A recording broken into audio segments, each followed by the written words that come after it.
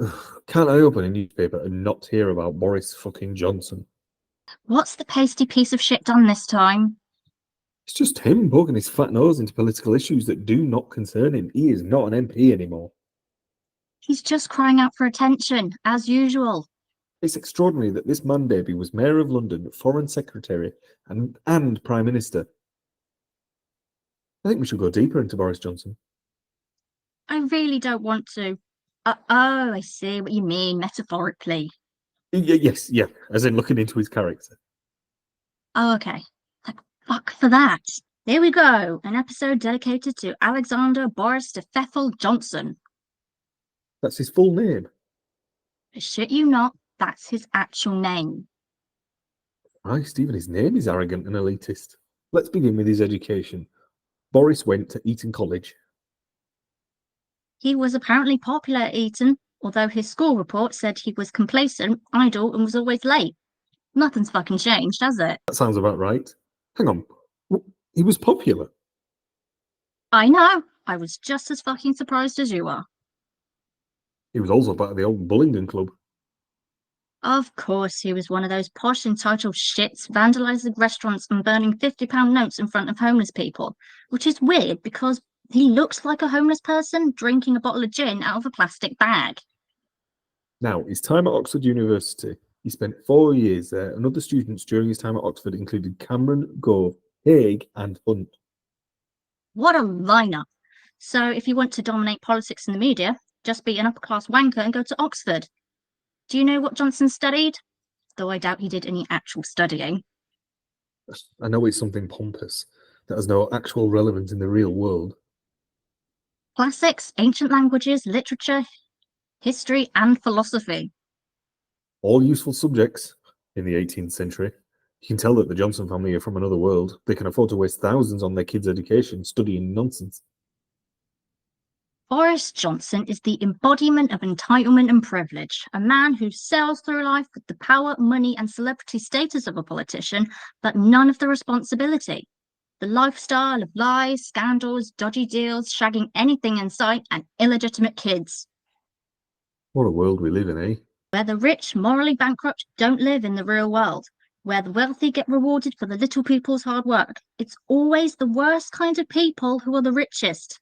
They don't deserve the money they have. Damn right. Somehow he managed to be employed by various newspapers, including the Times and the Daily Telegraph. Well, when you're wealthy, you don't need proper qualifications in journalism or politics. You just need to be fucking loaded, privately educated, and have the right contacts. Gone with the days of experience, talent, and relevant qualifications. Makes me sick. Some of his article classic quotes include calling gay men tank-topped bum boys, describing black people as pickaninnies with watermelon smiles, and voting Tory will cause your wife to have bigger breasts and increase your chances of owning a BMW M3. Honestly, the bigoted crap that comes out of his mouth. A BMW M3. He got sacked for making shit up and presumably for spouting disgusting comments like that. Boris got paid £250,000 a year salary from the Daily Telegraph. He called it chicken feed. What an arsehole. Boris appeared as a guest twice on Top Gear, once in 2003 and again in 2008. I nearly forgot he was. I was hoping that was a real dream. It definitely happened. He looked like a tramp in an ill-fitting suit that he found at the back of a charity shop, talking absolute bollocks and pretending to be a man of the people. What I want to know is, how the fuck did he get a driving licence? Fuck knows. I'm surprised he's allowed to ride a bike. What times did he do in the lap? First time 1 minute 56 seconds, and the second time 1 minute 57. London, the most diverse city, elected Boris Johnson mayor twice, 2008 until 2016. Twice? How in the hell did that happen? I don't know. I didn't vote for him. Londoners voted for him because he's a laugh.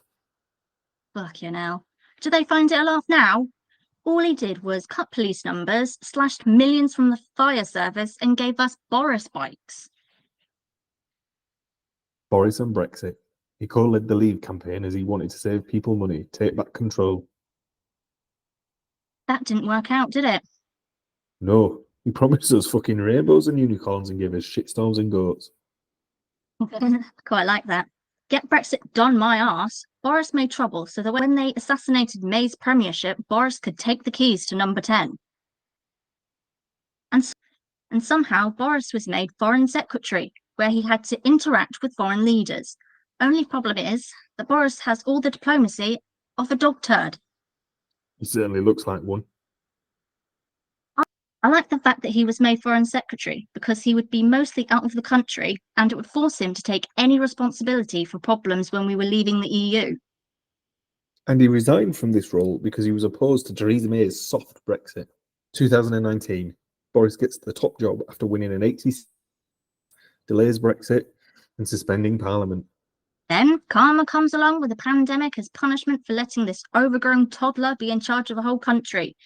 Bragging about shaking people's hands just shows the fucking start of Boris's flippant attitude towards a health crisis. And after getting COVID himself, he still didn't take it seriously. And then, of course, we come to the lockdown parties. He attended several of these gatherings, but he didn't know he attended them, even though he was advised by experts to set these rules regarding gatherings.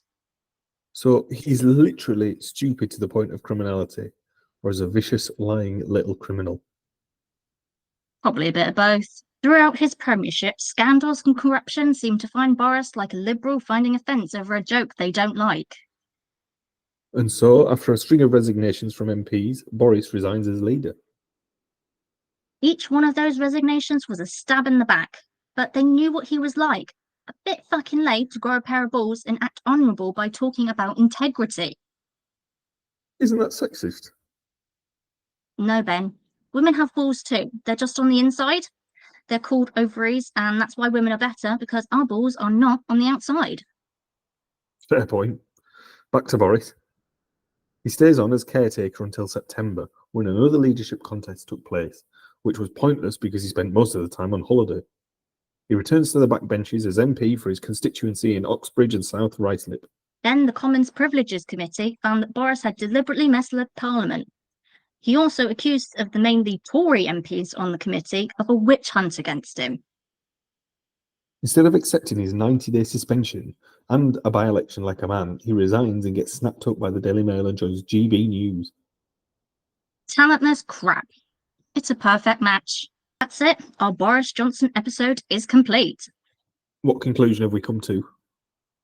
I conclude that he is a fucking lying, incompetent, talentless Burke, and that he has been on the forefront of a toxic and out of touch and irresponsible culture in politics. Yeah, that pretty much sums it up. Shall we bring this episode to a close? Yep, this is the end of this episode. Thank fuck. Till the next time. Bye. Say bye, Ben.